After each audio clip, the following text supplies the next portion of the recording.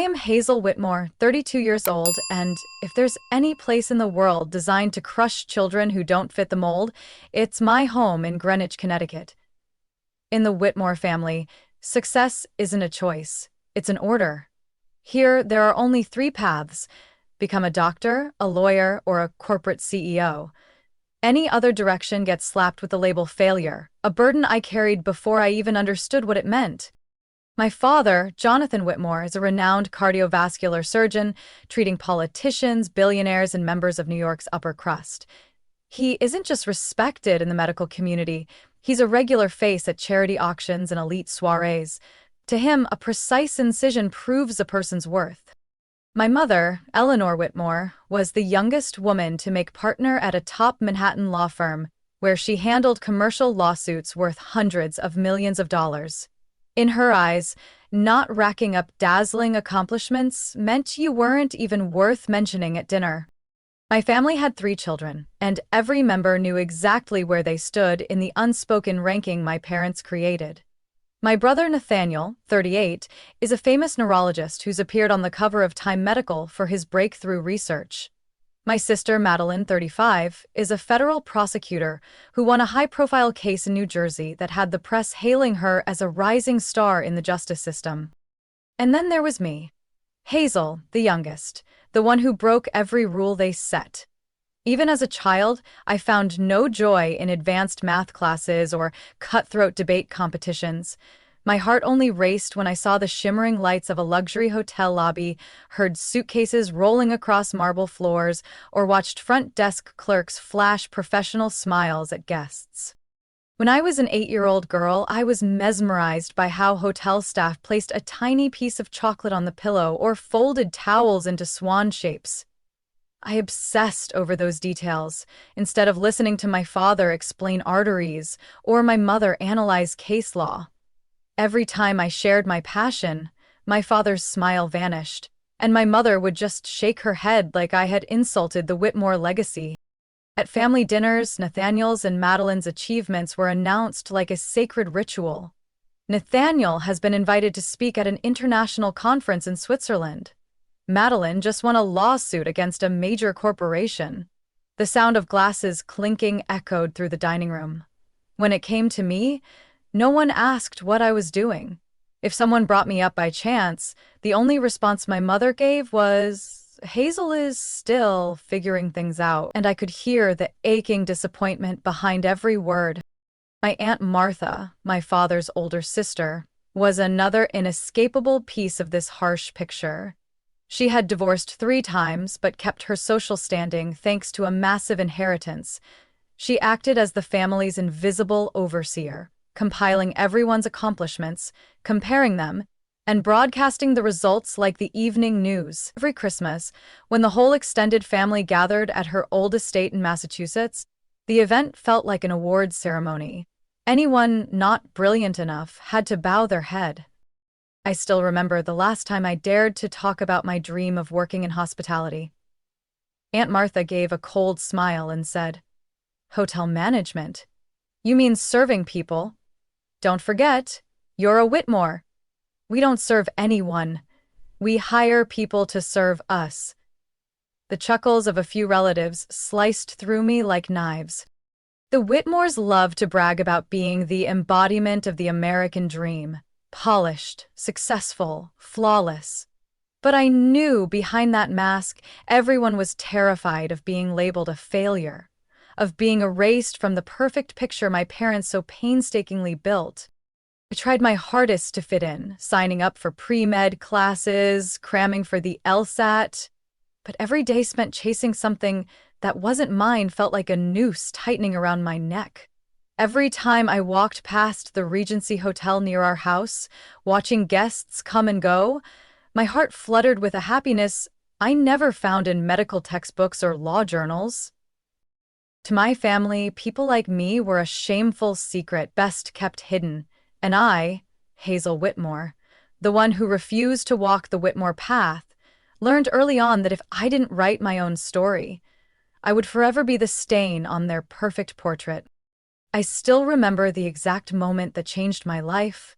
An autumn evening at the grand dining table, covered in crisp white linen at our family estate. The crystal chandelier lit up my father's stern face, my mother's cold eyes, and Aunt Martha's smirk. They had prepared a surprise gift for me. My college acceptance had been altered. They secretly withdrew my application and submitted it to the pre-law program at Yale instead of the hotel management program at Cornell that I had dreamed of. "We've corrected your mistake," my father declared, sliding the letter in front of me like a verdict. "Whitmores don't drift into service jobs." I stared at the letter. The bold words Yale pre-law program mocking the only dream I ever had. I trembled with a mix of fury and despair. My mother held my hand, her voice sweet but loaded with pressure. "Darling, we just want you to be safe, to be respected. If you insist on refusing, we can't keep supporting you." That ultimatum cut through any illusion of unconditional love. I knew if I wanted freedom, I had to stand on my own. That night, I slipped out of the house with just a backpack, some savings, and the official Cornell acceptance letter I had kept hidden. I caught the midnight train to Ithaca, where my dream of hotel management would begin, leaving behind every expectation and every disappointment of the Whitmore family. On my first day at the Cornell School of Hotel Administration dorm, I stood frozen in awe before the stately building draped in autumn's red leaves. The smell of cinnamon waffles from the cafe by the campus gate mixed with the crisp air, and I felt like I was breathing true freedom for the first time. But that joy quickly faded when harsh reality hit. Tuition was so expensive, I had to count every dollar left in my tiny savings. So I held the tuition bill in my shaking hands. If I couldn't figure something out immediately, I'd be suspended. I decided then and there, I would do anything to support myself. I applied for a job at the Briarwood Inn, a Tudor-style hotel near campus with stained glass windows. The only shift they had left was the overnight, from 11 p.m. to 7 a.m. at the front desk. I accepted on the spot without hesitation. My first night, I faced drunk guests, unexpected requests, and one man who loudly ranted that his room lacked soul. I swallowed my tears, smiled professionally, and learned how to handle every situation. During the day, I dragged myself to class, catching 15 to 20 minutes of sleep on library benches. My eyes were constantly puffy from exhaustion, my mind spinning with a packed course schedule. On weekends, I picked up wedding catering shifts at an Italian restaurant downtown. I also house-sat for professors on business trips to save on rent, using every opportunity to learn how to juggle tasks, clean, cook, and care for pets. Every night, I reminded myself, just get through tomorrow and you'll be one step closer to your dream. At first, my grades plummeted. One professor pulled me aside and asked bluntly, "Hazel, are you serious about this program?" I held back tears and nodded. That night, I sat alone in a 24/7 cafe, staring at the fog covering campus, and promised myself I would never give up. In the third month, when I got the email that I'd been accepted as an assistant manager at the Statler Hotel, Cornell's teaching hotel, I burst into tears right in the grand lobby. Not from exhaustion, but because for the first time, someone trusted me with real responsibility, not just as that stubborn Whitmore kid. At the Statler, I learned shift management, problem solving, and most importantly, that hospitality isn't just service, but the art of creating unforgettable experiences. I'll never forget one freezing winter night when a family got stranded by a snowstorm. I single-handedly organized an emergency dinner, gathering bread and hot soup for the kids, turning a small lounge into a cozy haven. The father, misty-eyed, said, "You saved our family vacation." In that moment, I knew I hadn't chosen wrong. While I was hustling, I sometimes saw family photos online. Nathaniel accepting an award for outstanding young doctors, Madeline attending a conference in Paris. They stood together, beaming in glittering photos, while I clutched overdue tuition bills and survived on instant noodles. Yet I wasn't jealous anymore. I was living a life I chose myself, not one forced on me. Each day I grew more confident that this rocky path was the one leading me to my own dream, without anyone's permission or approval. After graduating from Cornell, I officially started my career at a mid-range hotel called the Red Maple Inn, tucked in the suburbs of Philadelphia. I chose it for the offer to manage the night shift, the only role where a fresh graduate like me could truly get managerial experience. Red Maple Inn was nothing like the hotels I'd studied at Cornell. The hallways were worn, the wallpaper peeled, the carpets reeked of mildew, the hallway lights flickered with every strong gust of wind, and the heating system groaned through the night like an angry beast. Many nights I stood alone behind the desk, listening to the rain pounding against the foggy glass, wondering why I'd ended up in such a miserable place. I did everything, balancing the books, organizing room cleanings, handling complaints about hot water, and sometimes even replacing light bulbs or scrubbing bathrooms when housekeeping staff called out. Once, an irate guest yelled about the mattress being too firm and threatened to post a scathing review online. I bowed my head, apologized, and offered a free breakfast, even though I barely had money for instant noodles myself. The work at Red Maple Inn was grueling, but taught me invaluable lessons about real-world management. No textbook prepared me for calming down a furious guest at 2 a.m. or reorganizing 5 rooms in 15 minutes when a big group arrived 4 hours early. Then, one fateful night changed everything. That night, just after I fixed a sudden power outage, a tall man with salt and pepper hair and a gray trench coat walked into the dark lobby, his polished leather shoes catching the dim glow of the emergency lights. He introduced himself simply. "I'm Malcolm Reese, Regional Director for the Sterling Hotel chain." I froze. Sterling was the boutique hotel brand gaining fame all over the Northeast. Mr. Reese was there to inspect Red Maple Inn before Sterling considered purchasing the building. I gave him a full tour, explaining every problem and sharing ideas for enhancing the guest experience. Redesigning the front desk with a classic look, upgrading the booking system, and improving housekeeping for personalized service. During the tour, Mr. Reese listened silently. Before he left, he said only, "I'll remember your name, Hazel." I didn't dare hope for anything, but his words sparked a small flame inside me. 2 weeks later, I got an email from Mr. Reese. "I'd like you to join the team revamping Red Maple Inn once Sterling completes the acquisition. We need your vision." I read the message over and over, unable to believe my eyes. That night I ran around my tiny room, crying with joy.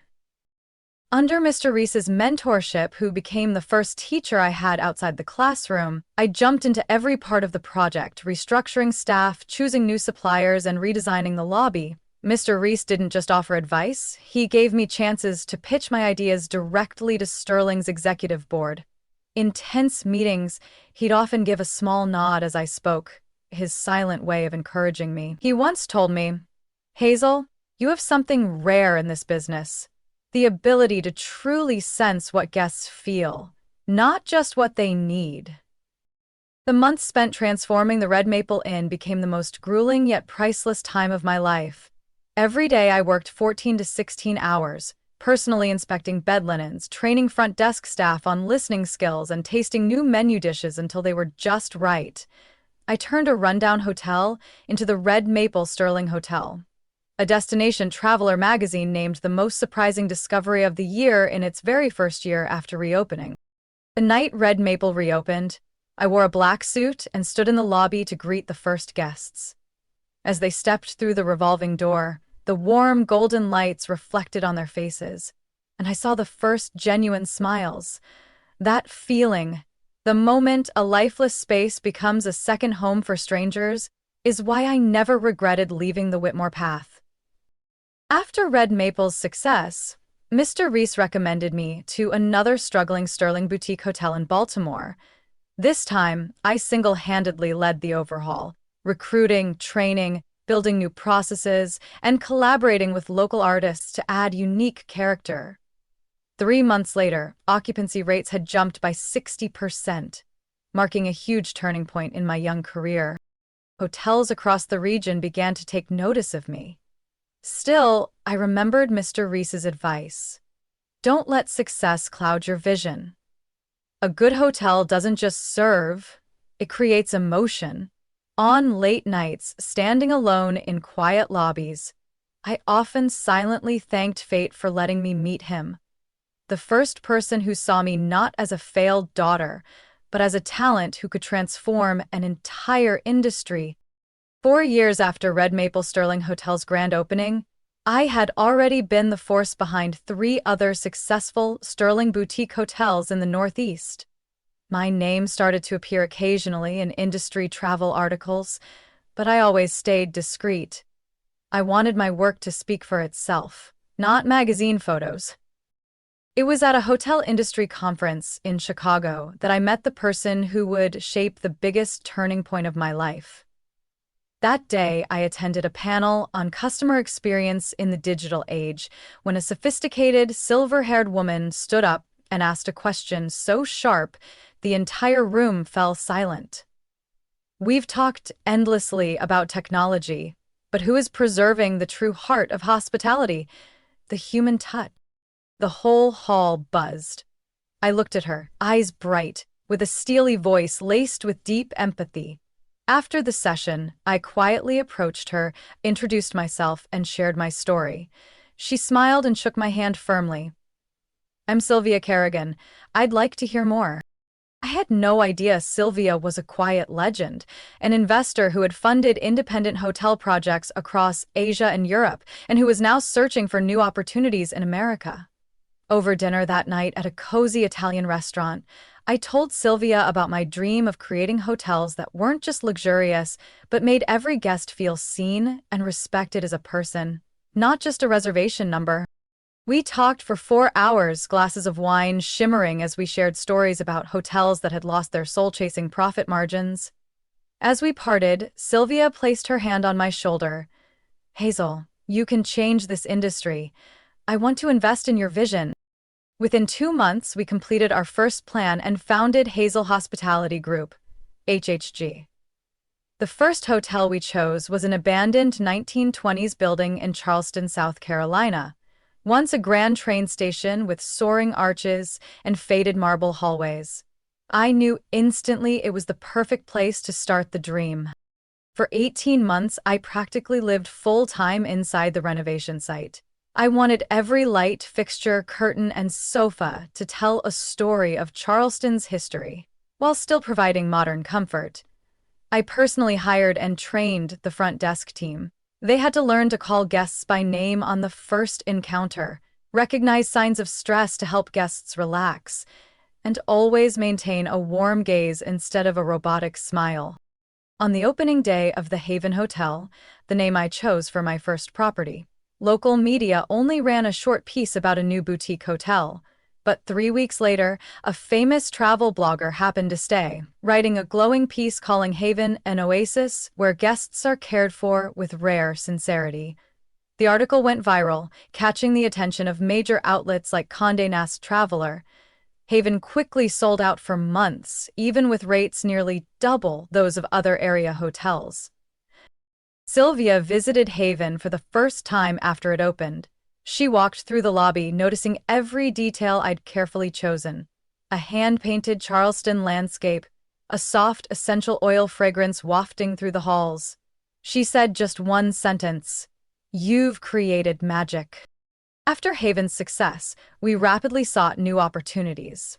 With Sylvia's backing and new partners drawn in by Haven's buzz, I acquired an Art Deco building in Nashville, an abandoned manor in the Colorado mountains, and a run-down seaside hotel in Santa Monica. Each project told its own story, rooted in the identity, heritage, and community of its location, but all carried the signature of genuine experiences, extraordinary emotion I set from day one. In just 6 years, Hazel Hospitality Group owned 11 hotels across America, from New Orleans to Portland. Each property maintained occupancy rates above 90% during peak seasons, earning praise from travel magazines as a fresh breeze in America's luxury hotel scene. But what made me proudest wasn't revenue or awards. It was that our employee retention rate was double the industry average. proof of the respectful, empowering work environment I'd dreamed of since that first night at Red Maple Inn. I never made it public that I was the founder of HHG. I chose to stay behind the scenes and let the hotels speak for me. In one interview, Sylvia answered gracefully when asked about Hazel. She's the one who revived faith in genuine hospitality, but she believes results are the best introduction. On nights sitting alone in my small New York apartment, looking at the fully booked reservation lists, I still remembered that old feeling of loneliness. Now, I no longer needed the Whitmore family's praise to know my worth. I had built an empire without sacrificing myself to fit into the mold others set. Even as Hazel Hospitality Group grew more renowned, my family, the Whitmores, remained completely oblivious to what I had achieved. They were still convinced I was wandering as a front desk manager at some mid-range hotels, if not washing towels and folding blankets, as my mother once mocked. On the rare occasions I called home, the only question from my father was, "Have you reconsidered law school yet?" And my mother always ended the call with, "Let us know if you need help finding a real job." Each time I received an email from my family, my heart still twinged. Not because I longed for their approval, but because it was painfully clear they never cared to learn how I was actually living. The photos they sent were always dazzling, with party lights featuring Nathaniel and Madeline in the center of the frame, flanked by awards, certificates, or magazine covers. I, on the other hand, was like I didn't exist. Last fall, I got a message from my cousin Jennifer, Aunt Martha's daughter, bragging that the whole family was planning a grand reunion to celebrate my grandparents' 70th wedding anniversary. The chosen venue was the most luxurious hotel in Manhattan, New York, the Grand Eloin.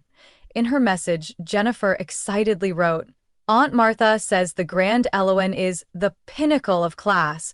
We're booking the entire 45th floor for the main party."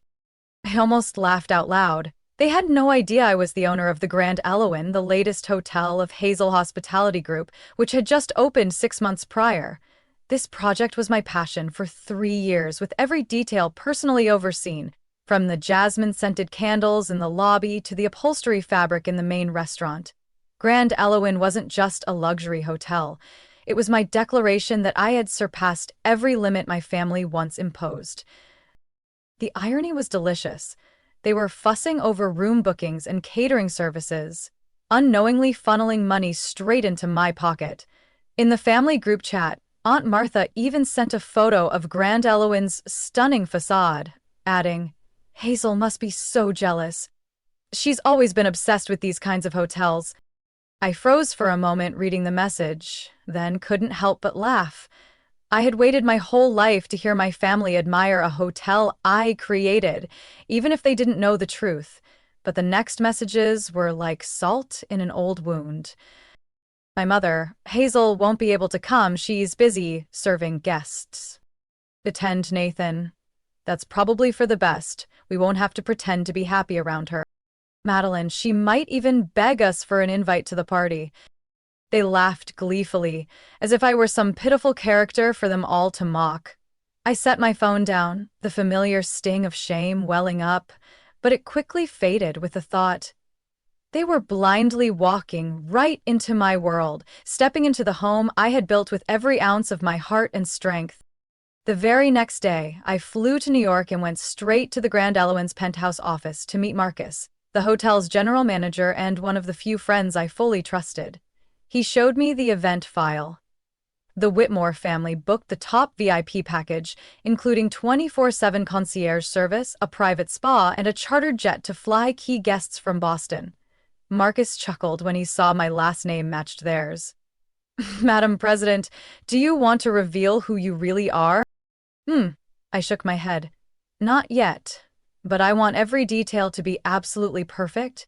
They're going to receive the best service Eloin has ever provided." During the preparations, I secretly checked every aspect.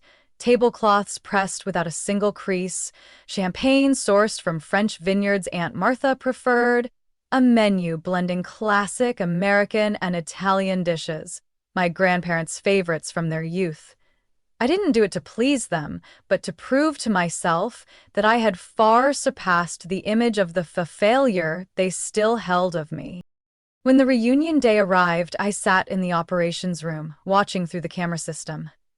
The screens showed my grandparents being escorted into the grand hall by Aunt Martha as a string quartet played La Vie en Rose. Crystal lights glowed over evening gowns and tuxedos, creating a scene of opulent splendor. I recognized every guest. My father, mother, Nathaniel, Madeline, Aunt Martha, and all the cousins I once dreamed of impressing. I heard the laughter, the toasts, and the whispered words like knives. I heard Hazel's managing somewhere. Must be sad, serving guests day and night. She'll never amount to anything. At her age, still nothing to show. I wondered, if they knew this lavish anniversary party was being held in my hotel, what would they think? Would they regret it or find a way to deny my true worth? But at that moment, I no longer craved their acknowledgement. I just wanted every guest that night, even my family, to experience the finest service, the kind I'd dreamed about since I was a child. And as if fate had planned it, I knew the moment of a face-to-face reckoning would come, sooner or later.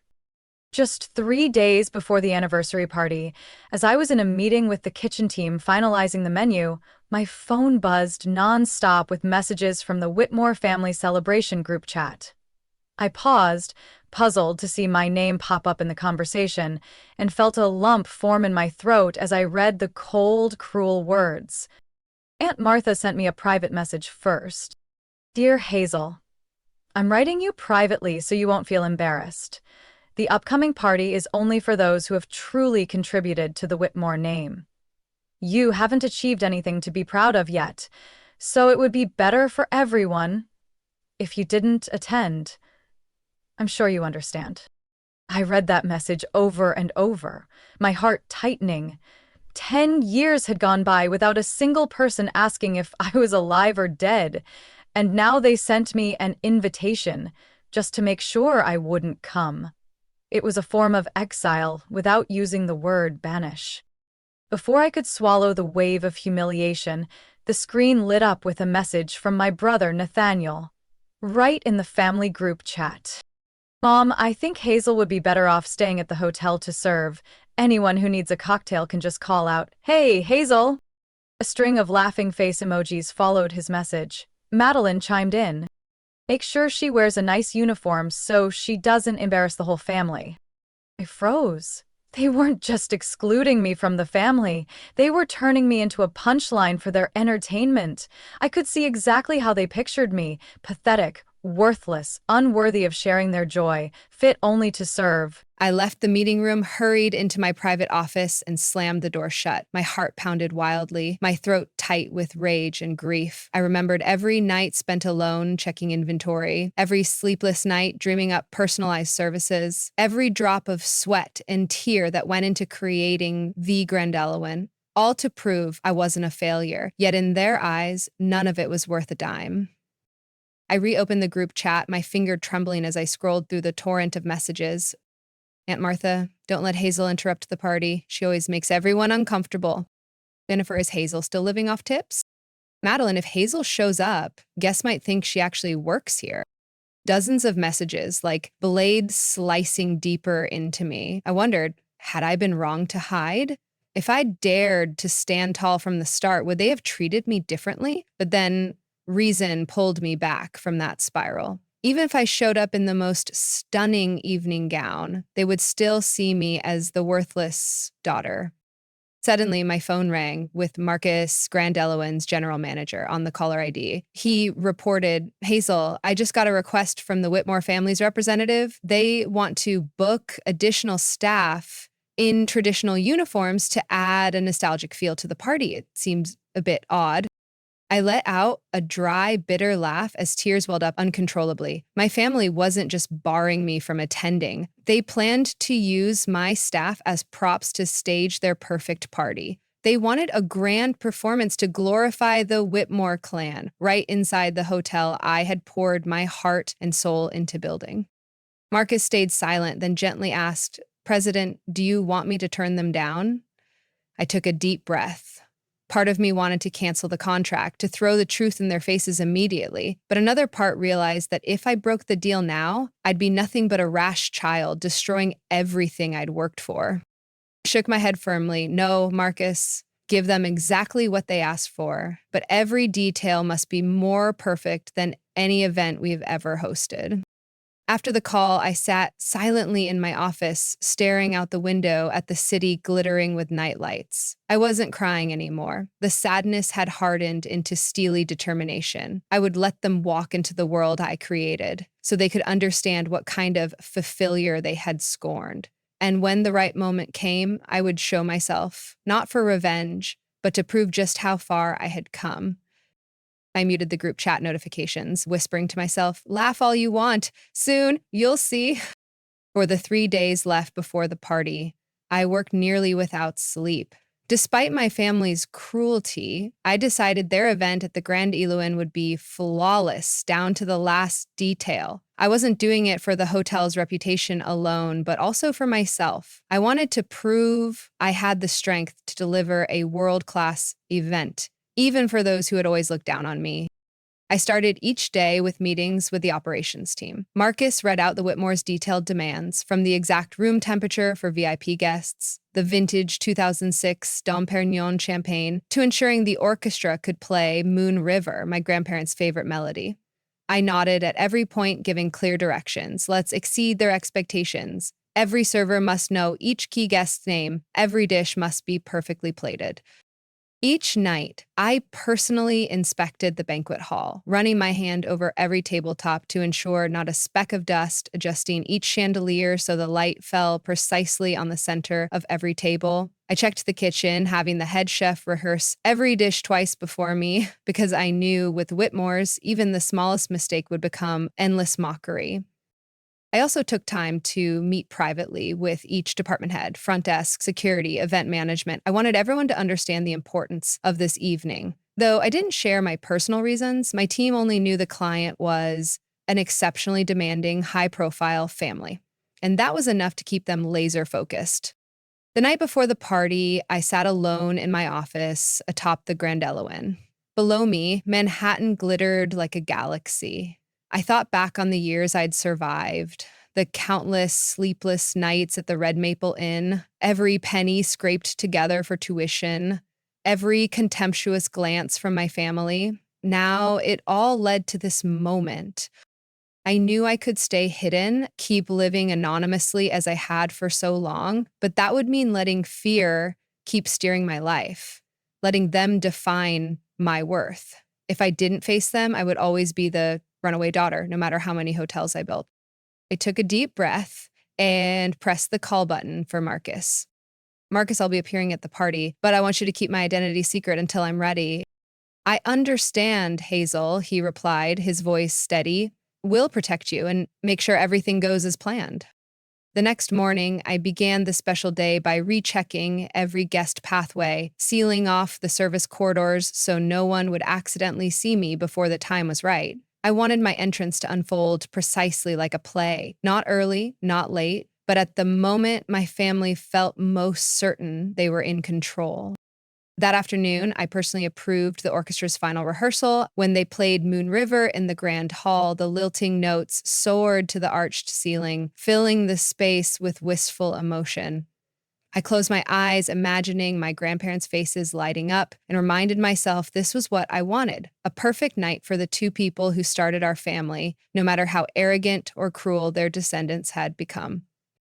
I wore a simple yet elegant dark blue gown tailored by the designer I collaborated with for Grand Eloan's interiors. I didn't want to look flashy, but like myself, confident, grown, without needing a mask. That evening, I stood in the security monitoring room, watching the camera feeds showing every Whitmore guest stepping into the main hall, my grandparents arm in arm, beaming, my father adjusting his tie in the grand mirror, my mother clutching Aunt Martha's hand as if to stake her claim on the evening's power. I felt a mix of nerves and amusement seeing them marvel at each banquet detail, unaware it was all orchestrated by me. By around 8 p.m., the dinner officially began. The crystal lights dimmed softly. The orchestra began the opening strains of La Vie en Rose. Everything went exactly as planned, from wine service to the precise timing of each dish. Whenever a guest muttered a complaint, Marcus, following my instructions, handled it instantly, but always reported their reactions back to me. I didn't want to miss a glance, a comment, or a single smug laugh. I needed to know exactly when my family would start treating the Grand Eloin as their own domain, so the revelation would strike hardest. I texted Marcus, let me know when they begin the toasts, because I was ready. The party reached its climax. Everyone gathered around the long table, draped in white satin, champagne flutes sparkling in the warm amber lights. The orchestra lowered their volume into a gentle symphony. My father raised his glass in a proud voice. To the Whitmore family, a symbol of success across generations. The sharp clink of glasses rang out, followed by a chorus of praise and bragging. I stood behind the door leading to the main hall, hearing every word crystal clear. Each line brimming with smug self-importance only strengthened my resolve to show myself. But just as Marcus was about to signal me, an unexpected incident sent the entire evening spiraling. The sharp crack of breaking glass pierced the air. I glanced at the camera. Aunt Martha was on her feet, face flushed red, her expensive gown stained with splashes of red wine. She shrieked, her voice echoing through the grand hall. This is your idea of service? Bring me the highest manager here right now. The entire hall fell dead silence. Guests stopped chatting. The orchestra stumbled awkwardly to a halt. I saw my parents, Nathaniel, Madeline, all scowling as they scanned the room, ready to join Aunt Martha's outrage. Marcus stepped forward calmly. Please, ma'am, stay calm. I'll bring the highest authority to resolve this immediately. He glanced subtly at the camera. The signal was clear. It was time. I placed a hand on my chest, took a deep breath, and pushed the door open. The sharp clicks of my heels echoed across the marble floor, each step tightening the air in the hall. Every eye turned toward me. I stood facing my family, my voice steady but firm. Good evening, Aunt Tartha. I hear you have an issue you'd like to address. Aunt Martha's brow furrowed, her face freezing as she recognized me. A ripple of whispers spread through the hall. Hazel, why is she here? What's she doing in this place? I gently removed the small nameplate pinned to my dress. A black plaque embossed with the words, Hazel Whitmore owner. I held it high for everyone to see, then set it down on the table near Aunt Martha, meeting her gaze directly. I am the founder and owner of the Grand Eloin, as well as the Hazel Hospitality Group with 12 luxury hotels across America. Our revenue last year exceeded $280 million. The room seemed frozen in time. My mother gasped, her hands gripping the armrest. My father shot to his feet, face pale. Nathaniel's brow furrowed deeply, while Madeline's mouth hung open, speechless. The other relatives exchanged stunned looks. The silence so profound, I could hear the slow ticking of the wall clock. I stepped forward a few paces and turned to the service staff. Thank you all for your flawless work tonight. This small incident just now wasn't anyone's fault. This is the Grand Eloin standard. We don't let guests worry about anything. I bowed to my team in front of the entire family, then lifted my head to look them straight in the eyes. I'm not here to beg or plead for anyone's approval. I'm here to state that I have never been and will never be the failure you all believed I was. A fresh wave of whispers rippled through the hall, but this time there was no mockery. Guests realized that all the meticulous details they had admired moments ago, the banquet hall, the food, the service, bore my signature. Some eyes showed unmistakable admiration, mixed with puzzled curiosity. Why would a young woman like me hide such extraordinary success? Aunt Martha struggled to stand, her voice trembling. You're lying. You're just a manager, aren't you? I smiled, my eyes calm. You can check for yourself. Ownership documents, revenue records, everything is transparent. But maybe you should ask yourself this. Why all these years did no one in the family care enough to find out? My mother burst into tears while my father hung his head, shoulders quivering. Nathaniel and Madeline stared at each other in shock, seeing the proud Whitmore facade crumble for the first time. I turned to my grandparents' age, but their faces still kind. They looked at me, eyes glistening with pride. My grandfather whispered softly, "You've done something remarkable, Hazel." That single sentence soothed years of hurt in my heart. I took the microphone from Marcus, scanning the hall. "Welcome, everyone, to the Grand Elone, a hotel of the Hazel Hospitality Group. I hope you enjoy the evening because tonight is still meant to honor my grandparents." I smiled and stepped back. The orchestra resumed its sweet melody, but I knew the evening would never be the same again. The truth was out, and my family could no longer turn away from who I truly was. After that moment, the party's atmosphere shattered into heavy, awkward silence. I returned to the operations room so Marcus could keep supervising while I braced myself for the shockwaves spreading through the banquet hall. Minutes later, messages began flooding my phone. Not from friends or the media, but from the family group chat. "Hazel, can we talk? Hazel, I need to see you." I agreed, but didn't want to create a public spectacle. Marcus quickly arranged a quiet conference room near the hall. The first to enter was Madeline, my sister, who once mocked me without mercy, now looked like she'd been through a storm. She sat down across from me, eyes red. "Hazel, why didn't you say anything all these years? I know we were harsh, but you could have shared." I clenched my hands, answering in a calm but firm voice.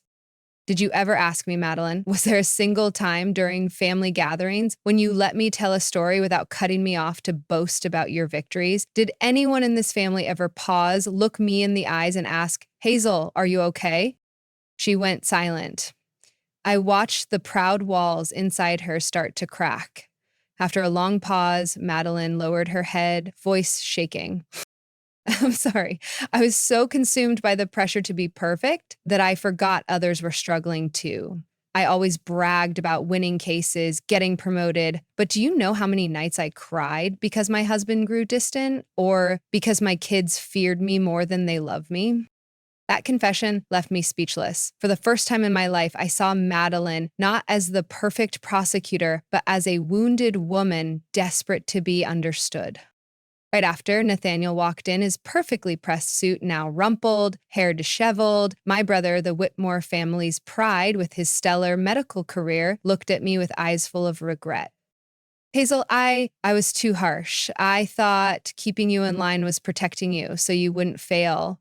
But I only hurt you. Even I, always praised, am falling apart. Do you know, every day I ask myself, am I saving patience or just preserving my reputation?" I didn't answer, only looked straight at him so he'd know I heard him, that I was still willing if he wanted to mend things. The door swung open and my parents walked in together. My father's face was pale and my mother's eyes were swollen. They sat down, stripped of their usual imposing presence. My father spoke first, his voice hoarse. "Hazel, we're sorry. We were so focused on protecting the family's honor that we forgot you don't have to be like anyone else to deserve love. We failed you." I bit my lip, feeling a surge of bitterness rise up, but in the end, I only shook my head, replying calmly, "I don't need apologies to stand on my own, but I need you to understand. Success doesn't have just one mold. I chose hospitality because I wanted to create a place where everyone felt welcomed, heard, and understood, something I never felt in this house." My mother burst into tears, her trembling hand reaching for mine. "We thought you were stubborn, rebellious, but we were the selfish ones. Hazel, will you give us a chance to start over, to listen to your story?" I let out a soft breath, as if a heavy weight I'd carried for years was lifted. I knew no words could erase all the wounds right then, but at least this was the start of something new. That night, I stayed with my parents and siblings for the first time in years without anyone bragging or belittling anyone else. We shared honestly. Madeline spoke of her crumbling marriage. Nathaniel confessed his fear of becoming an emotionless healing machine. I told him about my first night on hotel duty, about the precious few dollars in tips, the tears shed in the dark, the joy of seeing guests smile in satisfaction. As I left the conference room, I found my grandparents sitting outside in the hallway, hand in hand. My grandfather looked at me with a gentle smile. "Hazel, we're proud of you. Everyone should have seen that long ago." At that moment, I realized I no longer needed to run. I didn't build hotels to prove myself to anyone, but to affirm who I am. And from that second, I knew I had truly found my freedom.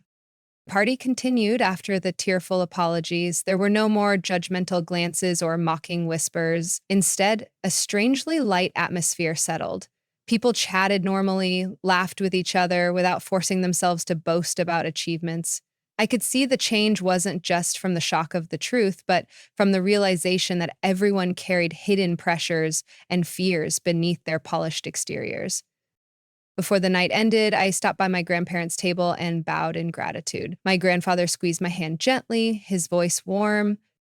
Hazel, you haven't just built an empire, you've taught this family to listen and be humble. I believe what you did tonight will change everything. The next day, I stood in the Grand Eloin's main lobby to see my family off. Unlike the arrogance they had shown on arrival, they now bowed to thank each staff member. My parents hugged me tightly before getting into their car. My father whispered in my ear, "Don't be afraid, we'll lose each other again. We promise to learn how to be your parents, not parents of an imagined Hazel." Madeline embraced me, whispering, "I'll tell my daughter your story so she knows women have the right to choose and pursue their passions." Nathaniel placed a hand on my shoulder, his eyes softer than I'd ever seen. "I don't know how everything will change, but I want to try being a real brother." I smiled, realizing the healing had begun. There would still be hard days, old wounds that wouldn't fade easily, but at least we had taken a first step, and that was enough for me to hope. When the grand lobby fell silent again, I went up to the Grand Eloin's rooftop. The evening breeze swept through my hair as New York's skyscrapers glowed gold and orange in the sunset. I looked down at the busy streets, my heart calmer than ever before. I realized that success isn't measured by revenue figures or the number of hotels I own. True success is the moment I hold my head high, living by my own values, without fear of others' looks or judgments. In the past, I wasted so much time trying to prove to my family that I was worthy. But now I understand that my worth doesn't come from anyone's permission or approval, not even those related to me by blood. I cherish every drop of sweat, every sleepless night, every tear I shed, because they forged me into a strong, resilient woman who won't crumble under scorn or criticism. I remember those early days when I had to choose between the path my family laid out and my own passion. Back then, I thought I was selfish, betraying tradition, but in truth, I was saving myself from a path that never belonged to me. I want to say to anyone who feels as lost as I once did, you don't need everyone to love or agree with you. Live true to the values you believe in, because only then can you find real happiness. For years, I lived in fear of not being accepted by my family, fear of being labeled a failure. But now I know the only true failure is letting others define your worth. Everyone has the right to choose their own path, and no one has the right to force us to live by their standards. That evening, I sat down to write my entire life story, not to complain, but to share it with anyone trapped by others' expectations and pressures. I believe that if even one person reads it and finds the strength to stand up for themselves, my story will have fulfilled its purpose. The next day, I met with Marcus and the Hazel Hospitality Group team to plan our 13th hotel project. I was no longer working to prove anything to my family, but for the pure passion that led me to this path in the first place.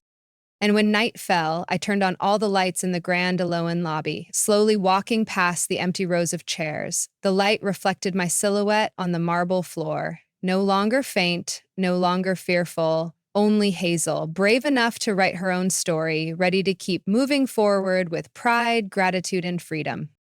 Hazel's story reminds us that true success doesn't lie in pleasing others' expectations, but in having the courage to live by your own values. Even when her family looked down on her, she steadfastly pursued her passion, building a hotel empire from nothing. That determination not only brought her career success, but also sparked change in those who once rejected her. The greatest lesson: your worth must be defined by yourself, not anyone else.